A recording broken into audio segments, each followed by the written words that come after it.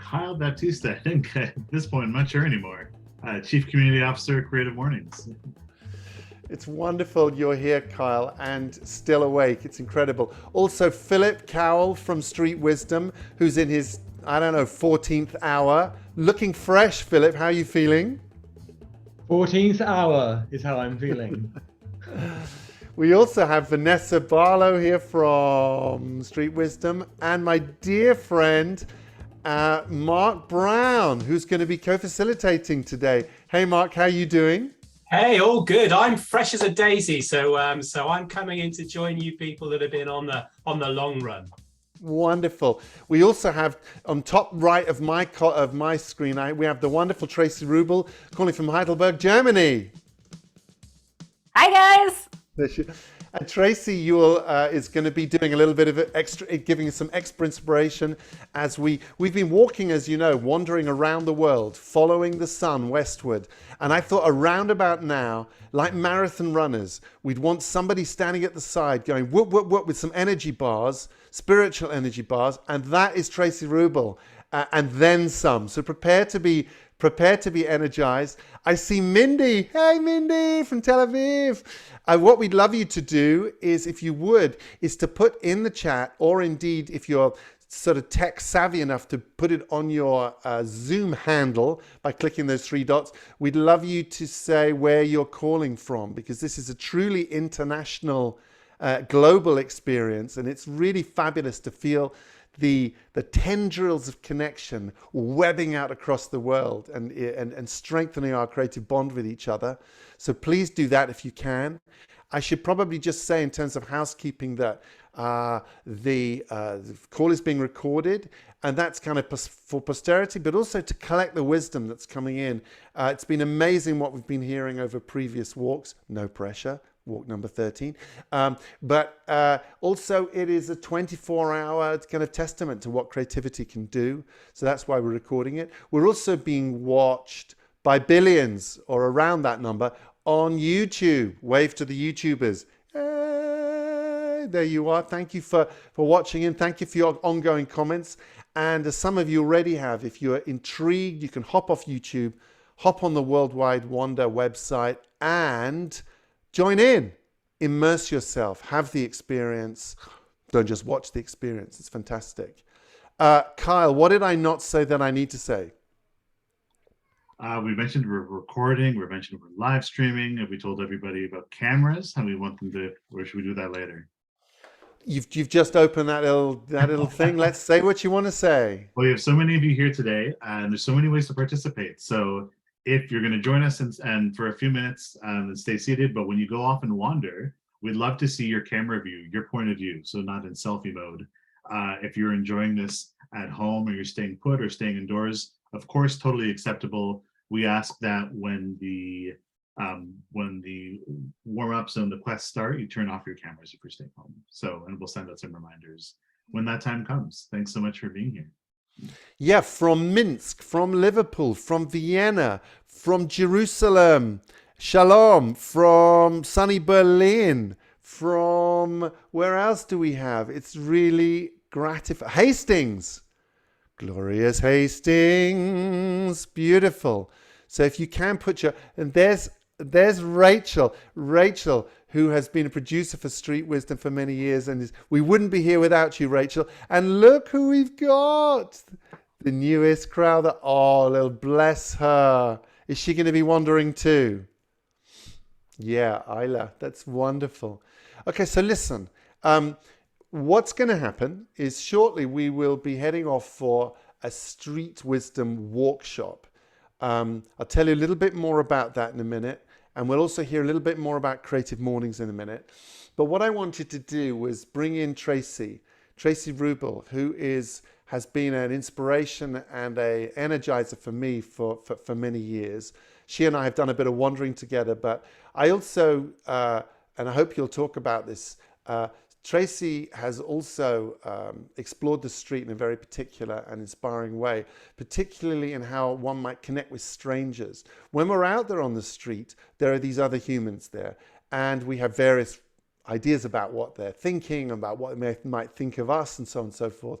And sometimes a bit of trepidation about connecting with strangers. But Tracy's somebody that has really explored that, and I think you've probably got some guidance for us, I hope so, in terms of how we can maybe think differently about strangers, make our towns a little less isolated, and maybe connect in different ways. So before we move onwards, Tracy Rubel, we're delighted to have you. Thank you for joining. How are you doing? Great. How fun for me. Thank you for playing. I just love to get to spend time with you and everyone else. So I'm super stoked to be here. And can we all just, because I think I'm going to share what I think everyone else is thinking. I could just wander through your office and gaze at all the pictures behind David's head. Does anyone else feel the same way? I'm like sitting here going, I'm going to just jump into your screen and wander your office right now. So pretty cool. Yeah. So what do we want to talk about? What do you want me to say about my version of the streets? Because I have a different version, although I learn a lot from you about symbolism and opening up to symbol and and magic. I just kind of maybe do it inside of people a little bit, don't I? Yeah, I mean, you've told the story a bajillion times on to Forbes magazine, on CBS and so on. But would you mind just giving us the 3-minute version of Sidewalk Talk? Yeah. So you can tell that I don't sound German. I'm married to a German. So I live in Heidelberg, Germany, but I'm from San Francisco, California. And 8 years ago, I decided to put my chair out front of my psychotherapy office on the public sidewalk and start listening to strangers. And there were 26 others that did it on the same day all across San Francisco. Media got wind, and then it blew up and became a global movement. We even did a bus tour across the United States after Donald Trump was elected president, and had a film crew go with us. And one day we'll edit that into some kind of documentary, I think, because we've got lots of good stories. But, what I've most learned is that we have all kinds of assumptions about people. We have all kinds of assumptions about ourselves. And I feel like it's similar to, or what I've learned from street wisdom that relates to sidewalk talk, is that people are magic, just like there's wisdom on the streets, and you can ask yourself a question. Your interactions with people are also just as symbolic, right? If you listen in a particular way where you don't take every damn thing a person says as fact, but you look for the nuance and you look for the heartfulness in the conversation and the magic of it. And I frankly think, David, you're one of the best at it. I think that's your genius as a human too. So that's why I love you. Thank you. Let's just get my family in here. Everybody, just get in here. I've just got acknowledged. I'll be honest. I'll out myself a bit. I'm not a natural. Thank you for that. But I'm not. I don't find I'm a natural chatter on the street. And actually, it was quite a while before. For me, street wisdom was an activity where what I loved was being alone in the crowd, which is a kind of flaneur experience that a lot of you were about to have, where there's a sense of being in the city, but somehow very also aware of yourself. And it was my wife that nudged me to be talking more to strangers. And when I did, I found that they were very often teachers. As you say, there's magic there. Mm-hmm. Can you talk a bit about the awkwardness of, I know there are people online from, like, for example, Tel Aviv, where talking to strangers is like so normal. When we've done street wisdom in Tel Aviv, they're like, and your problem, because strangers come up to you and just give you their opinion without being asked, But in many other cultures, there is this kind of force field around us when we're in public. And I wonder what you could say about that, and whether you have any observations about what makes that less awkward, or how you get through that barrier between us. I think it takes a ton of courage, right? To not take personally if somebody isn't available to talk. And I think that's one of the things I have a ton of now. It's unrelated, but related. I also simultaneously, a few years ago, did a documentary on motherhood. And the people that we had scheduled to show up for the interview, they got caught in traffic. We had 4 people no show. And the filmmaker's like, we've got to fill these spots. I said, great. I'm just going to walk out on the street and grab some strangers from the street. And I had to literally go out and say, hey, would you like to be in this documentary on motherhood? We're going to ask you your deepest, darkest secrets. You're probably going to cry, probably get snotty sad. And you don't know me from Adam. And being able to have the courage to have someone say no and not feel like a wilted flower and go, yeah, they just said no, but my humanity's still intact. And then also, I feel like it's being willing to go first in some ways, in terms of being vulnerable.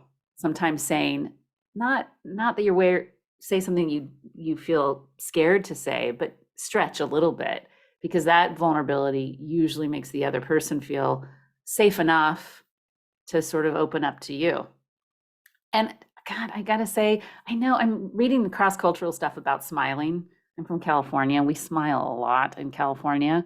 However, a small grin, you don't have to do the big cheesy Tracy Rubel, all the teeth, as people tell me, grin, but you can, a small sparkly gaze at someone, eye contact that says, I see you.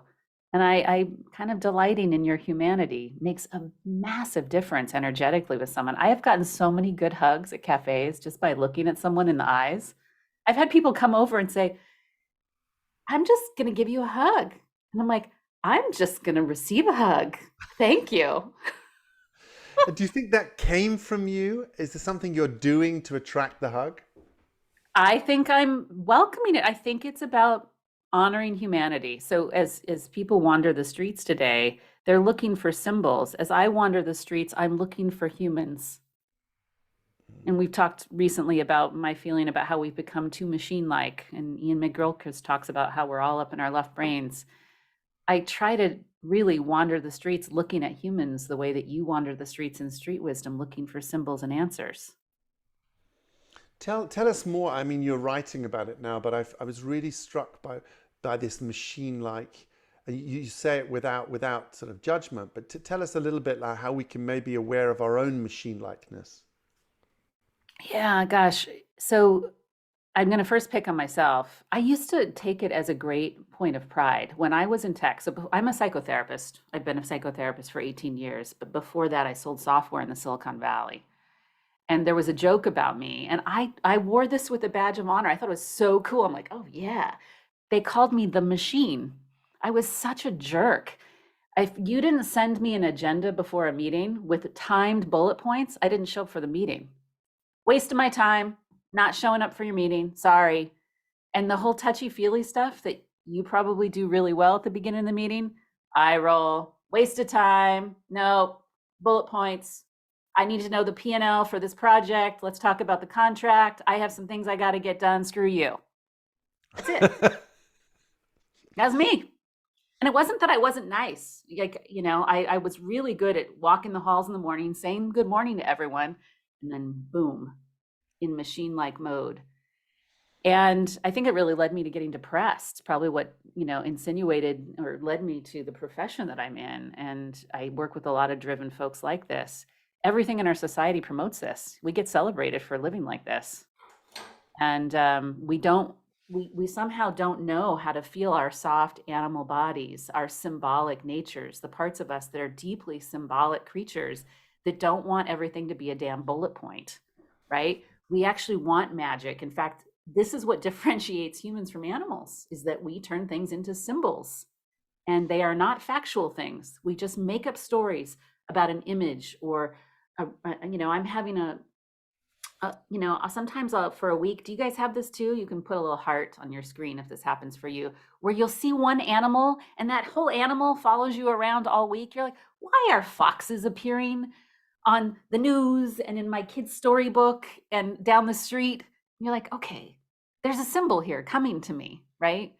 In the last wander that you just did, you talked about the word Glück, and you said, I haven't learned German, but am I learning it right? And even there was a little magic there, because when I left my office last night, my son knows that I just told him how much I miss chit-chatting with strangers in cafes. And I said, I really need to learn to speak German because I'm so lonely not being able to chat with people. So he actually made me a phonetics chart last night and left it outside of my office door for German words. It's very adorable. And he says, it kind of sounds like the I in bitch. Bitch, your favorite word, Mom? It's so sweet, and it's so needed. It's like we all need a little glossary of terms. We're just about to go out, and as you say, read what one participant in Street Wisdom called read the Stone Book. the city, the stone book, and some of you will be in the city, some of you will be in rural setting. But I love what you've added to this, which is let's also be looking for humans. And I think that's really where this is going. Can we make our world more livable, more lovable, less disconnected? So Tracy, will you stay with us, please? And it would be if you get a chance to wander, that would be great. But maybe you could stay with us when we come back, because as I explained, there'll be a sharing. We'd love your insights and your humanity and your warmth and your humor. I really love you. Thank you. Thank you for spending a bit of time just waking us up to the... I loved it when you said I was driven. And I think that word, you making this parallel line things. You know, so many of us feel we're on train tracks. Louis looks like he's actually in a train, by the way. He's on train tracks. So I don't want your train to wander, but the rest of us, let's see if we're not going to walk, we're going to wander. We'll say more about street wisdom and how this is going to work in a minute, but I'd love to just hand over to Kyle to talk about Creative Mornings and just complete the context within which we're meeting. Kyle. Absolutely. Thank you, David. I want to jump right to it and introduce Hannah York, who is our wonderful volunteer host of Creative Mornings Derby. Hannah, thanks so much for being here. Morning, guys. Hope you can hear me. Yeah, loud and clear. We got to start with the obvious question. Where are you? I'm in Derby, kind of right in the heart of the UK. So it's right in the middle of the country.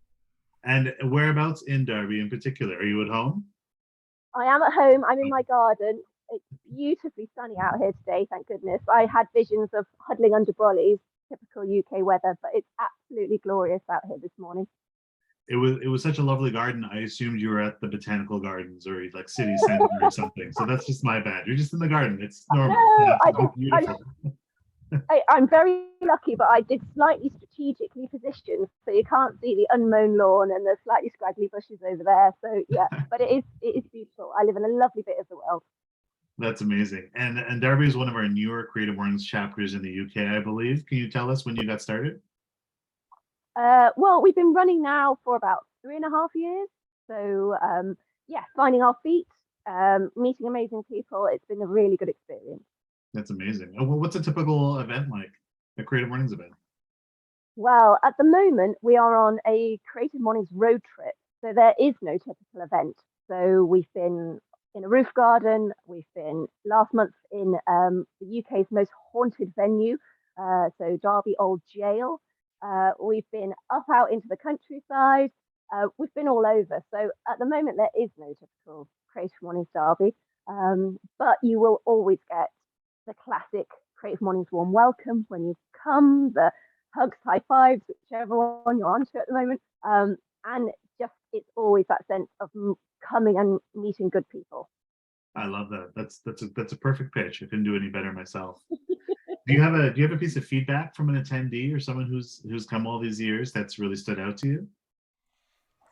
I think we hear a lot that it's not like any other networking or community that people might attend elsewhere. It is creative, it's laid back, it's warm, it's welcoming, and people always come away with something to think about. And it's just that whole feeling, that whole vibe is really different from anything else that they might go to. Amazing. That's great. Well, congrats on 3.5 amazing years. Congrats on having an amazing garden. Thanks so much for taking the time, waking up with us, letting us see the literal sunrise behind you. Hannah, it's so nice to connect with you here. Are you going to be wandering with us today? I'm going to attempt to wander, yes. Do you have a question that you're seeking an answer for? Well, I do, and it's to do with our Creative Mornings community. So as I mentioned, we're on a road trip at the moment and going out to meet other people's communities where they are. But we are wondering whether we should have a base. So should we go back to having a home, or should we keep wandering and should we keep finding new communities to meet and greet? Wow. Well, good luck with the search for answers to that question. And thanks so much for taking the time and waking up with us. It's good to see you. Oh, a pleasure. A pleasure. Thank you, guys. It's wonderful also to see, see Creative Mornings taking that generosity engine and that love out of the building into the streets. I think that's really what we're we're talking about here is let's see if we can expand our communities, let the web of connections grow. So we're not alone, right? We're not lonely. So beautiful. I just want to shout out quickly to Sam Furness and Ellie Sannanen, who are in the room, who have been special guests so far. Thank you for staying with us here. Nikki Tarot, also a Street Wisdom facilitator. It's great. It's got a party feel, a family feel. And what's lovely also is this is a practice we're about to share with you that I think it's something, the more you do, the more you get. Yeah, I mean, I've just did it last couple of walks. I did it myself, and you know, it feels like day one. So it's wonderful. It's a practice, not an event. So I'm going to shift gears now, and let's begin the workshop. And to do that, I want to welcome my friend and colleague and co-creator, really, Mark Brown, who was there at the very first formal Street Wisdom, and has really been lost his heart to Street Wisdom. Has been with us ever since. Hi, Mark. Hi, great to see you all. It's wonderful to see you. You're calling in from Wild Wales or somewhere. I'm representing the Welsh over here. Yes, not being Welsh myself, but I feel like an adopted Welsh person. Beautiful. Well, Mark will be helping us with the first part of the 3 parts of Street Wisdom. How many parts are there? Just checking you're listening. How many parts, Judah in Jerusalem? 3. You see, this is why that's why Judah gets the big bucks. 3. He's on it. He's on it like that. Okay, great. So 3 parts. I make no apologies for the fact this is going to sound super simple. As creative people, I'm sure we all love refinement and sophistication, but we also understand that, you know, the good, the durable things very often have a simple heart, and it's taken us 10 or years or more to get it this simple. And the reason we want it to be simple is so that by the end of it, it's yours. It's in your body. You don't have to remember it. It's there. So 3 parts. First part is what we call the tune-up, which Mark's going to help us with. Actually, I realized 10 years on, I misnamed it. Because I'm a musician, I like the idea of tuning up, but really it's more tuning in. And essentially what we're doing is, you know, just to get to work, right? You tune out a lot. You have to kind of deprioritize the distractions and so on. And for many of us, our mindful practice, whatever, are really about tuning out the distractions. We're going to do the opposite. We want to tune in to the distractions and see where they lead us. Yeah, the flirts, the inconsistencies, the irrational. And so that's partly what we'll be doing. We'll do that in a series of 3 short wanders. And I want to distinguish the word walk and wander. You know, walk is very A to B. It's what you were trained to do at school. Get to your classroom. Yeah. Anybody got extra marks for wandering at school? Don't think so, right? It was all very straight lines, which is why they gave you rulers, which was straight, and said ruler is the same as the name for a king and queen. There's nothing straight in the universe, and this is the world we're in at the moment is super wiggly, and that's what we're going to do. In the next while, we're going to do a bit of wiggling with the world. Second part is what we call the quest. And once we've got ourselves logged in, if you like, to the inexhaustible database of inspiration that the environment holds for us, it's really not just the background for our lives, it can be our creative partner. Yeah. Once you log in, you'll find it wants to play. And the way we play in Street Wisdom is by asking a question and seeing what answers the environment gives us. And that's your quest. That'll be a short walk outside. We encourage you to walk outside. Louis, stay in the train. Don't walk outside. It's dangerous to be outside the train. But maybe you can walk up and down the corridor. Maybe just let your mind wander. And then in the third part, we'll share whatever popped out at you and how might it be an answer to your question. Might be an answer to your question. This isn't an exam, and it doesn't require your rational mind to be deciding, X means Y. Yeah? We're very much inviting ourselves into the world of maybe the sensed world, the world where your unconscious mind maybe is talking a little bit to your rational mind. So your rational mind may not always enjoy this, but just tell it to chill. It's going on a holiday. Your feet are going to be more intelligent than your head for once, okay? Your body, we're awakening our embodied intelligence. Just take a look down now between your chin and the floor. That's your body, yeah? I had no idea what mine was for about 30 years. but I've discovered that it isn't just there to get my head to work or to eat more carbs than I should. It's intelligent. It has ideas. When Libby Delano was our very first guest back 24 hours or whatever it was ago, and she's been walking 2 hours every morning for the last 11 years, and she says that she talked about motion and its connection with emotion. When you bring motion, she said, when you move the body, you know what you think. I thought it was such a great way of thinking about it. We get to understand what we think by moving. So that's what we're going to be doing. Beautiful. So are we ready to tune up, tune in? Yes. And I can see Sam and others are out there in the street. You can do this inside if you like. But if you are watching this or connecting to this on a laptop, we strongly urge you to not look at the screen, but to stand up near it. If you can stand, those who can, stand near it and listen. Do you remember the days when we used to have a thing called a telephone and we would be able to connect using our ears? Something happened during the pandemic and we just think if we can't see it, it isn't real. Yeah. Well, we see things that aren't real, but that's another question, another topic. But essentially, we want you to awaken other senses than these.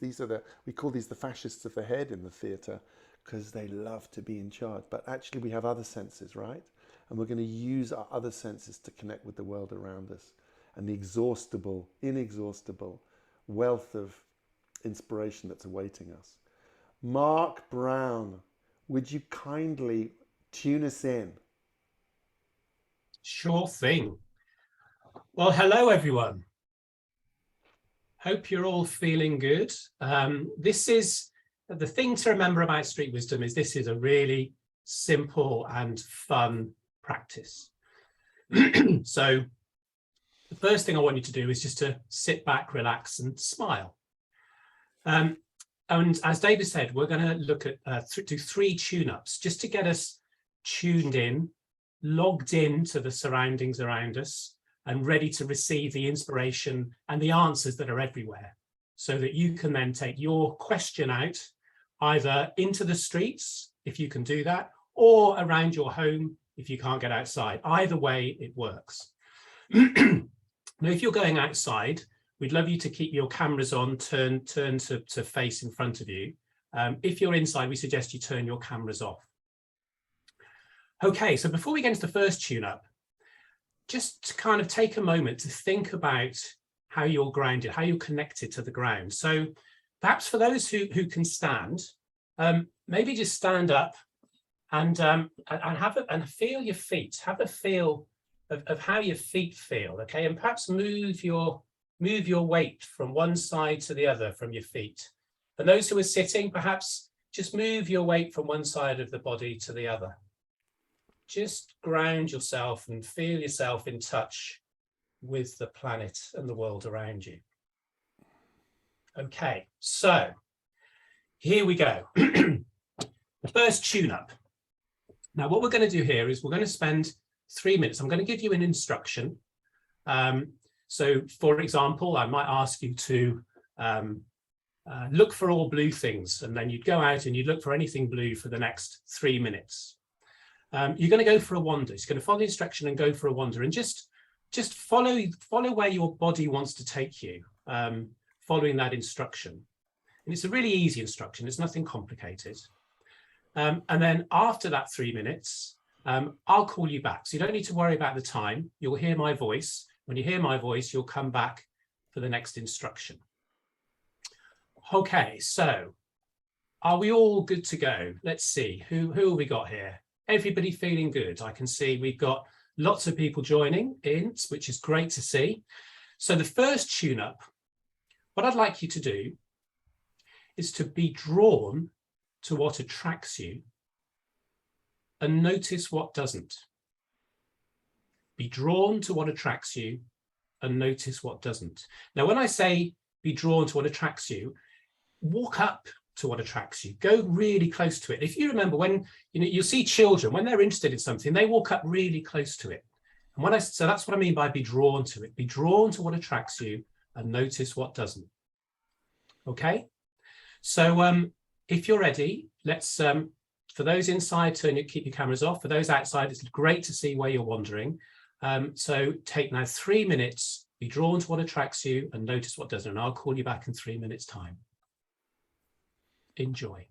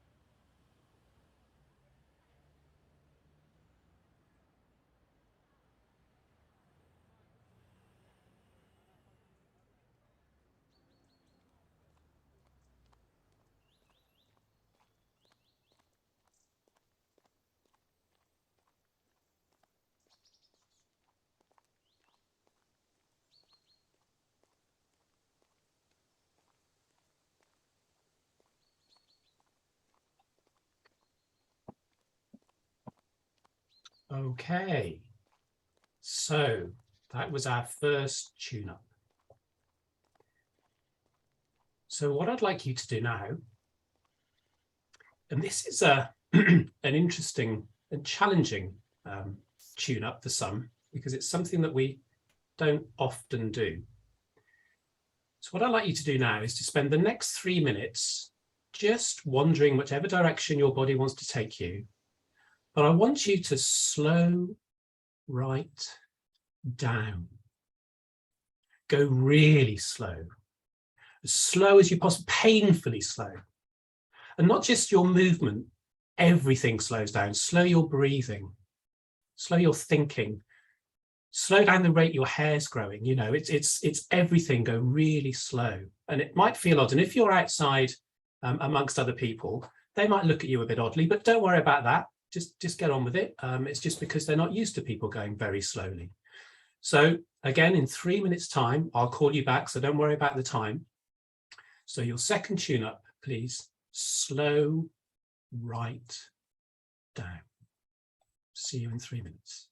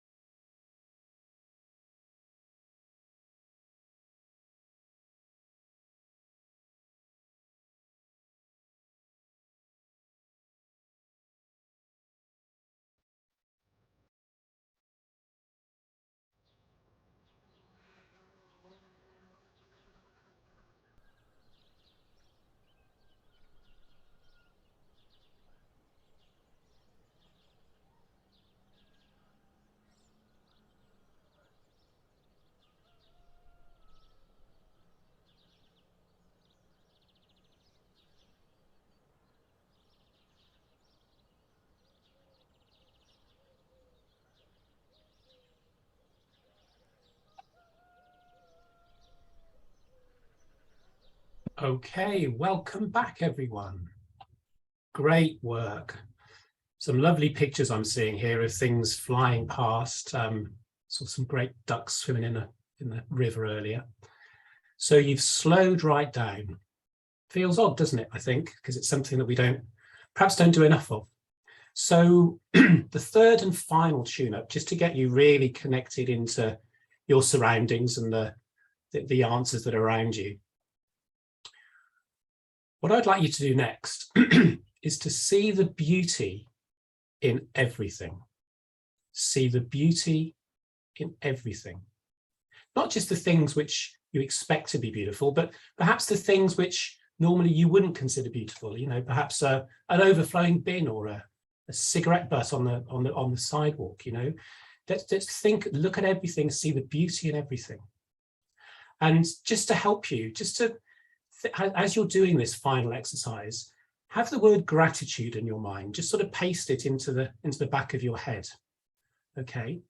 And so we're going to spend another 3 minutes. And again, I'll call you back, so don't worry about the time. So for the final tune-up, see the beauty in everything. See you in 3 minutes.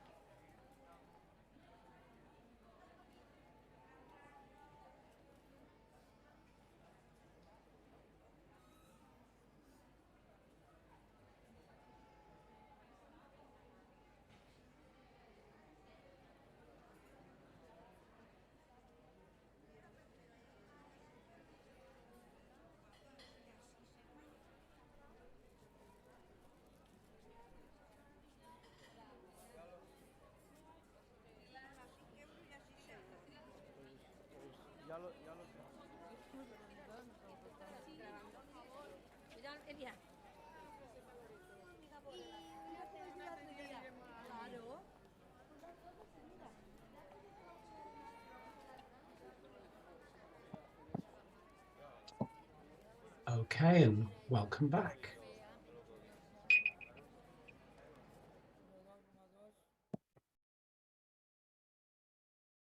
Forgive me, that's my timer going off, which would be a shock to everyone. How's everyone doing? Looking good, those that I can see. Some lovely pictures there for your during your tune-ups. So now we're all tuned up. It's time for the second part of the street wisdom, which is the quest. Thanks, Mark. That's beautiful. I feel perky. I don't know if anyone else does. If you think back to how you felt before Mark started talking, probably seeing things a bit clearer, maybe the edges of things, the depth of things. Yeah. Some of you might be feeling that you don't end at your skin in the way you were told you did at school, but you can kind of feel beyond your body, like little octopus tendrils of awareness that reaching out to the world. And maybe some of you can feel the world reaching back towards you as a kind of, you're sort of walking through a force field, yeah?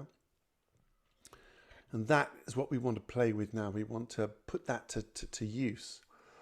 So what we, as Mark was saying, this is the quest, and we'd like to ask a question. And so just bring to mind a question you'd love a fresh answer to, or some fresh answers to. I'll recommend it can be whatever you like, but our recommendation is don't make it too big, like, why is there life on Earth? And nor too small, like, breakfast, not breakfast, or what shall I have, yeah? But something in the middle, something that would make this time together valuable for you and for those you love, yeah?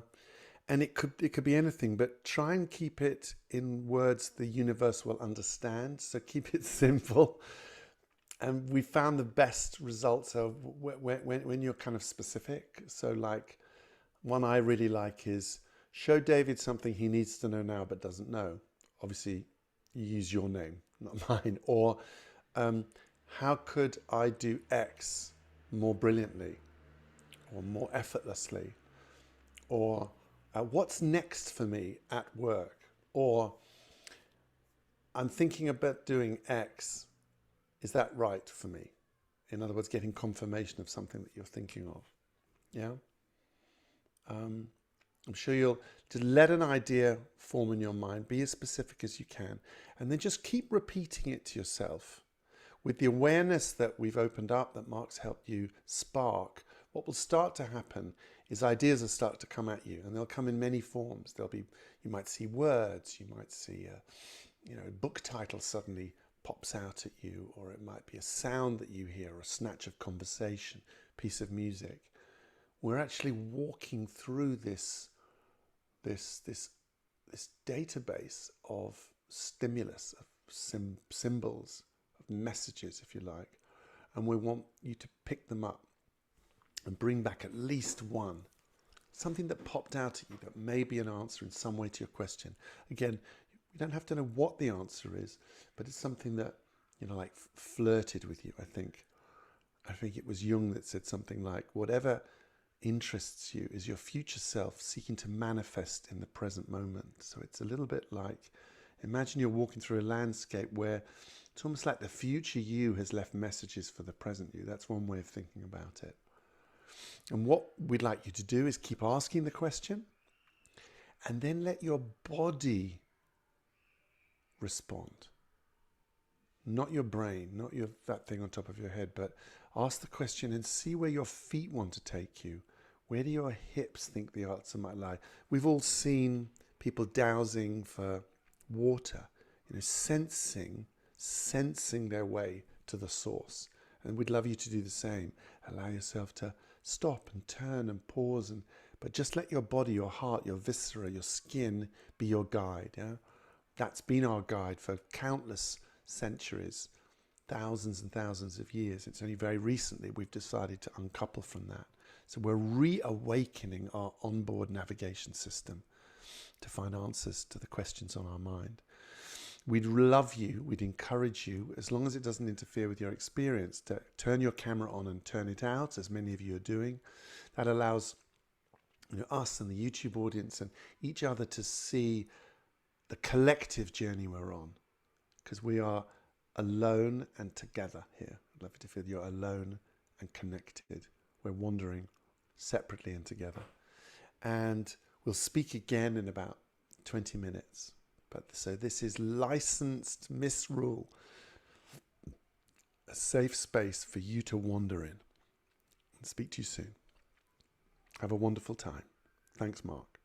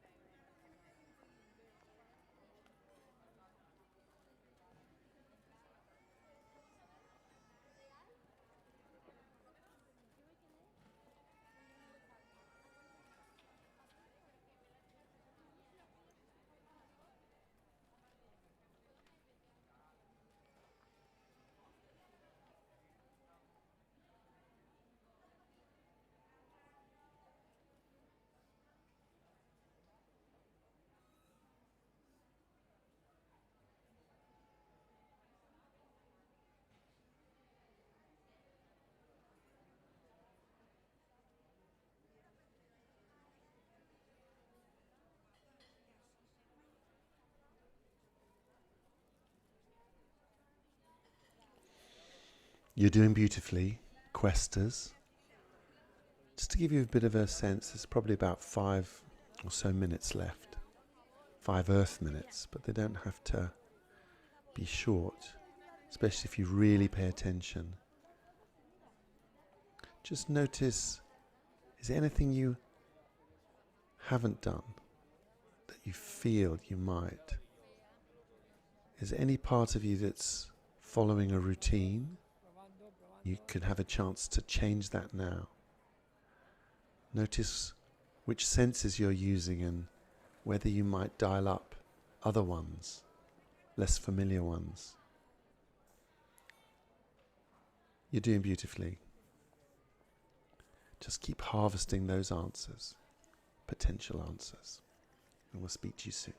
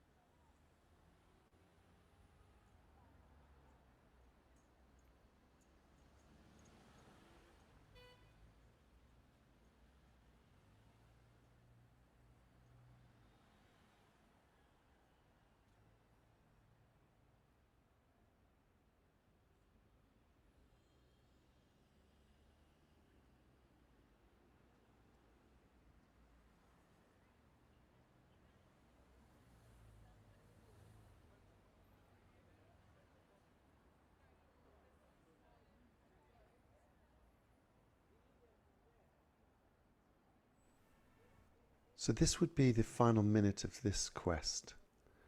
And really just drink that in. Sometimes the insight comes in the very last second.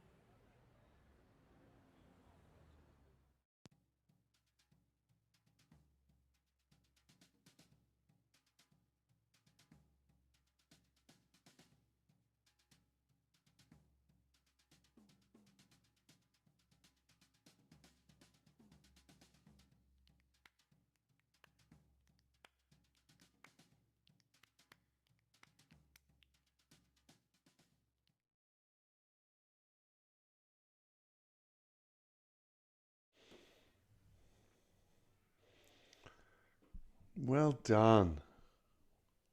Everything they said about walk number 14 was true. Well done, questers, wanderers, wanderfellas, wanderellas. Let's pause the quest now. I say pause because this technique, this practice is yours now, and you can restart the quest whenever you want, change the question, change the parameter, keep wandering. The answers are inexhaustible. But what we'd love to do now is maybe just take a quick inventory of what you've got in your treasure bag. Maybe you'd be kind enough, those who are near a laptop, could just share one thing they brought back with them. It could be a memory, a sight, a sound, a word, something that might be an answer to your question. Maybe you could pop them in the chat column. I know it's more tricky to do if you've got a mobile. Just take a moment to inventory that rich experience that you've been creating. And you've been creating it, not us. It's beautiful. And if you were willing to share, you'll find that we're more connected than we realize very often. Isn't that right, Mark? Very often people in different places are picking up different things. Claire Owen saw Scotland in a cloud. How wonderful. Sarah, she's bringing back differentiation. So interesting. In the walk before this, we heard from Jim Garrison, the president of Ubiquity University, and a beautifully wise man, talking about that, being curious about difference and how that is the essence of creativity. So wonderful. So I'm intrigued by Claire's Scotland in a cloud. Claire, is there any way that suggests any answer to your question? I'm intrigued. It obviously popped out at you. Are you happy to speak?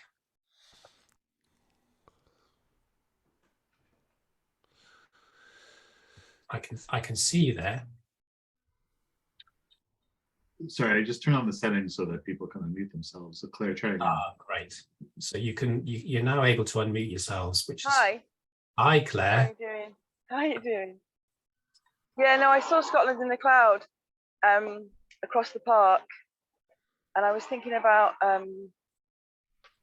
the past and the future, and then Scotland appeared in the middle. And I went to Scotland for the first week of the year, up to Findhorn with my cousin, and it was a really moving experience. And I always think there's something for me in Scotland. My ancient family came from there, and I always think I'm always headed there in my mind. And I kind of felt like, okay, you've got to go back there. You've got to go up there. That's what it was for me. How interesting was it? So that's something about direction and yeah, interesting. It's like, yeah, what's more? What's next for me in my? I've just turned 15. It's like, what's more? What's next? Fabulous. Thank you. Thank you. I see a message here from Hannah. Refreshing to see my local walk with fresh eyes. That's interesting, I think, because we often rush through life, don't we? Take everything for granted, and sometimes just taking the chance to walk in a different way with lack of purpose in some ways helps you see things differently, and that's really what this practice is all about. Mark, I wonder if I could just, I'm very curious about something with Claire, if I can go back. So Claire, you said I must go back there. Is that how you're feeling? Whoa! I picked a really beautiful field mushroom. Just picking it back up. Yes, I feel very moved to be there. Yeah. Have you tried? Yeah. Sorry. Have you tried saying to yourself, "I am going back there," and how does that feel? It feels very grounding in my body. Yeah. As Mark was saying about destination, it might be helpful, who knows, but to say, I am going back there. You haven't decided when, and we don't necessarily need that sense of rush, but you might find that helps, as you say, ground you, that I am doing it when the time is right, but that becomes a destination, a direction. Yeah. Just that's what came up for me as you were talking. Sorry, Mark. Yeah. Right. Yeah, no, I am going back there, guys. I am. Thanks, Nikki. You mentioned a sequin box, something that you picked up on your wander, I presume. Is it? Yes, hello. So I'm in my coastal cave, aka my flat. Anyway, so I've got this box. Can you see it? Oh, there we go.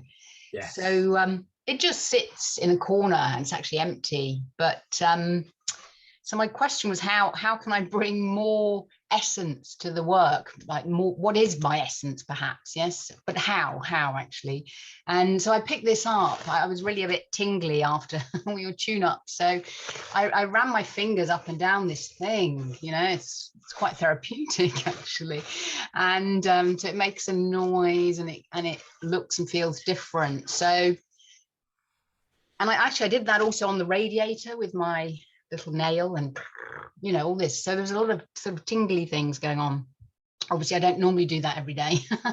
And so for me, it's really like sort of experiencing something more fully. So I think I wrote there 3D, not 2D. So rather than just looking at something, obviously a radiator has a function, but just the different experiences when you lean into something.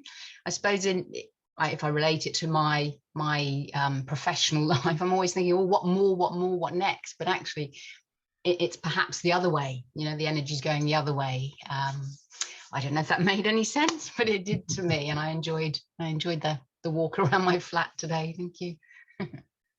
Great. I love that sequin box with the texture and the sense of a greater dimension to it is intriguing. Yes. Thank you. Great. Thanks. Nikki asked a question, which is, I don't know if that makes sense to other people. I'm just curious.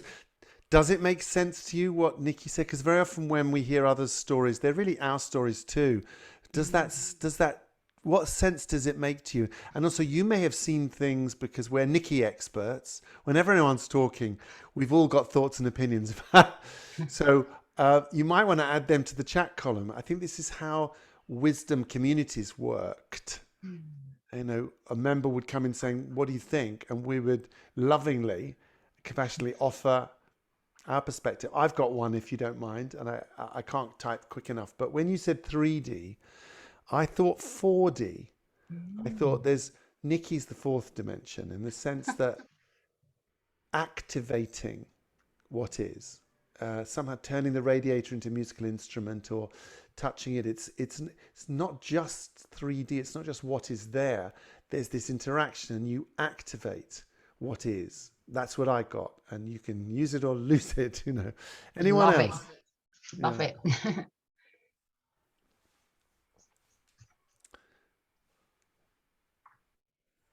So Mark.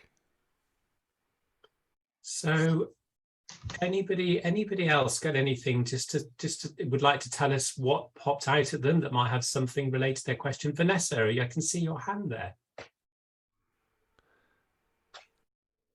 What happened for you? Hi. Yeah, well, I've obviously been on quite a few of these in the last 24 hours.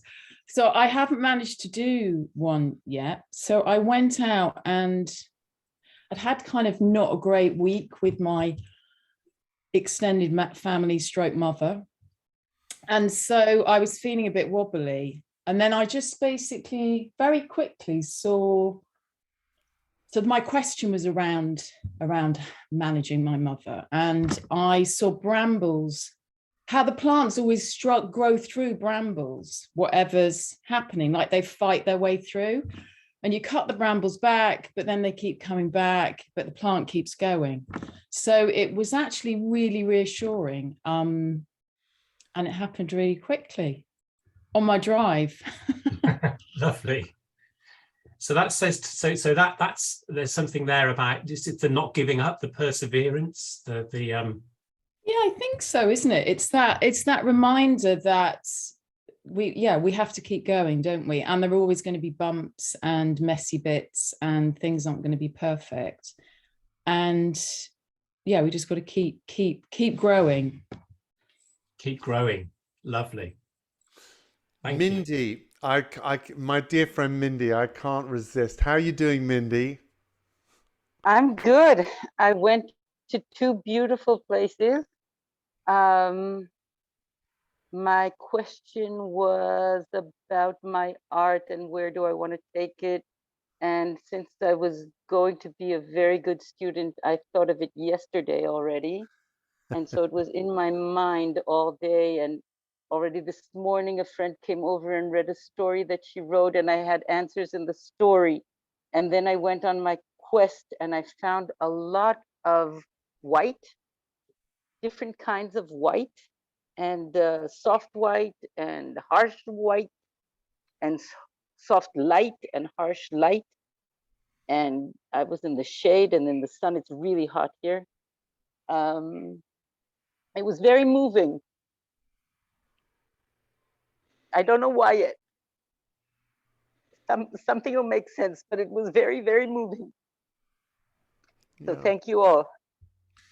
For us too, Mindy. For us too. We can feel it. We can feel it. There aren't words, but we can feel it. Yeah. Thank you. I found beautiful white flowers and beautiful white stones, and then kids coming home from school because it's the beginning of the year on Sunday. So they had special days at school today. So everybody was wearing white. It was very festive and humbling. And I'm really a person of color in my terms. And suddenly the white was very important. So I don't know. We'll see. I'll let you know. It's beautiful. It's beautiful. Thank you, Mindy. Thank you for not knowing, and thank you. I mean, my brain is saying, is white the color that has all the colors in it? I can't remember where that's right It from, is. but it's like it's is. the ultimate color. And Yeah. I saw you, Mindy, as you were talking. I saw you casting a shadow in the light in a good way. I saw you caught in the light, and that shadow showed where you were. That's what I saw as you were talking, like a Giacometti thing. It was very beautiful. I'm going to come to my friend Tracy. Tracy, the emotion that Mindy's touched into is such a common thing in these sharings, especially when there's humans, we don't really know what it is that's touching us. You're very much a navigator of the emotions in the work that you do. Have you any thoughts for us, or observations, or anything you wanted to add at all? Well, I feel like the symbolic helps us meet something inside of ourselves that we can't meet by just talking about emotions. It gives us the capacity to meet something in us. It could be about power, it could be about oppression, it could be about struggle, as Vanessa was talking about. And the symbol gives us a certain kind of grace in the capacity, less scary. And so in some ways, I kind of like to pick on therapy a little bit. I don't think therapy is where it's all at.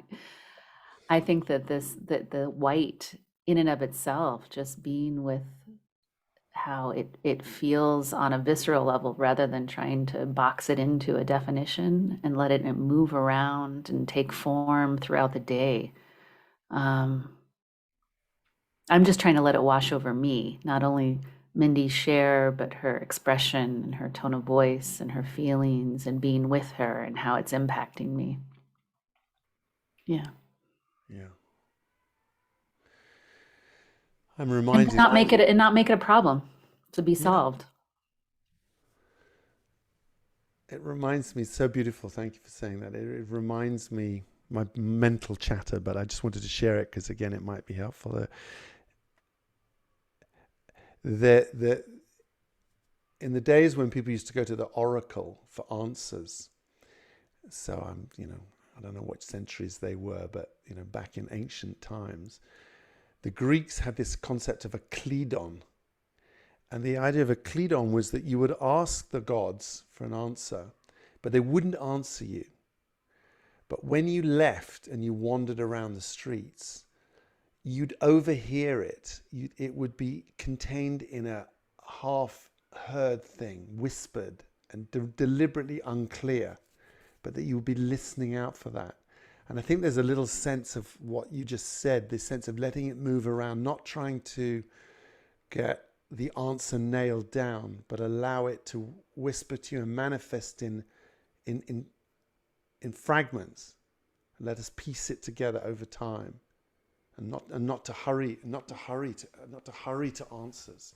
I think you were asking that, Tracy, on Instagram. You were talking about what is it about us that wants to get answers to things quickly, velocity. Can we allow ourselves to not know? It's beautiful. It's beautiful.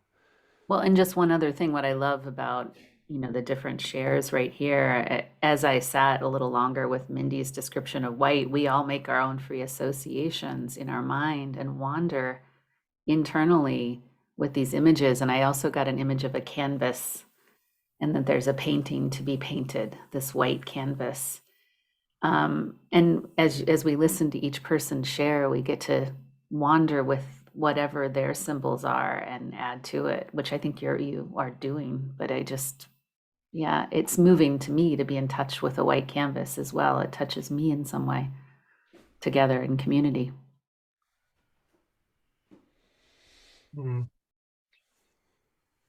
Lovely. I noticed Andy from Welling has put a message. Andy, I was interested in your point about you're considering a change, an uncertain change, and this point you made about no road markings, but there are no markings, but still being able to find the way.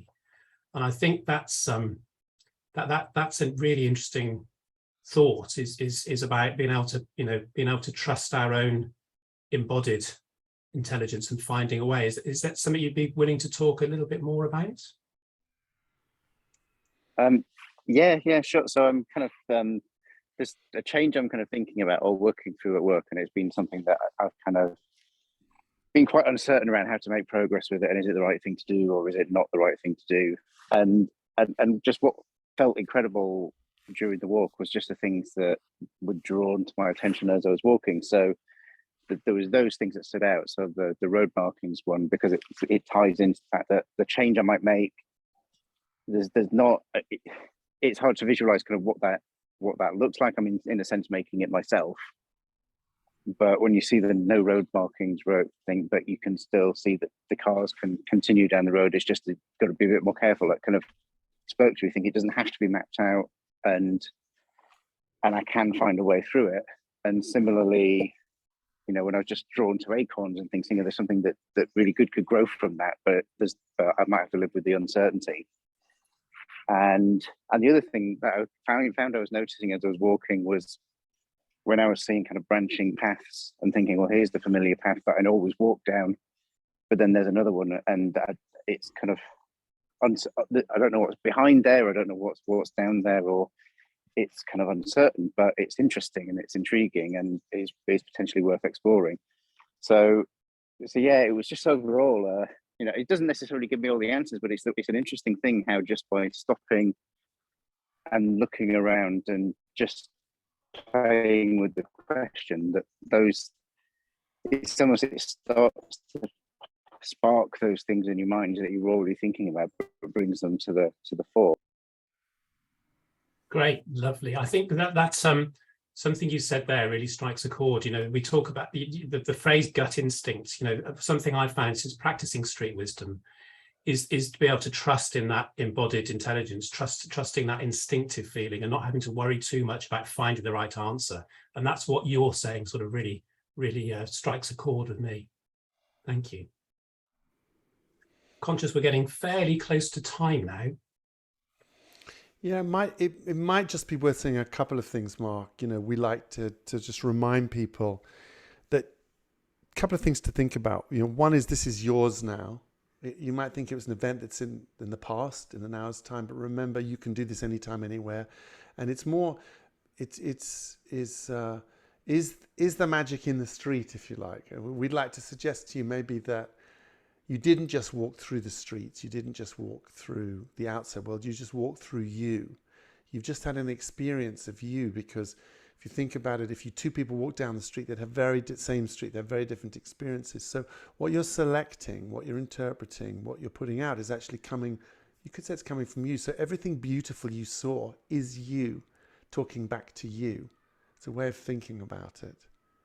Yeah, it's a way of thinking about this, that the white is not just, Mindy's not just seeing the white, for example, and Andy's not just seeing the fork in the road, but that is you.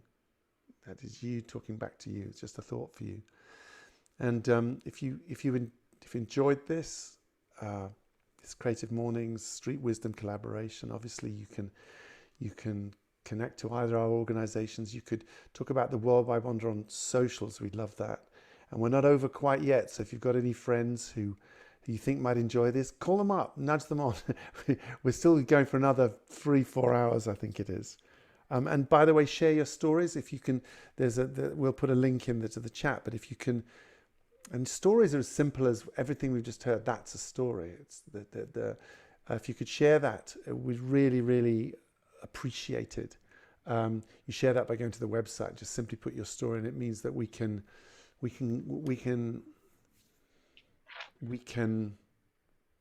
not fix, but we can hold some of what's happened during this 24 hours. It'd be really great.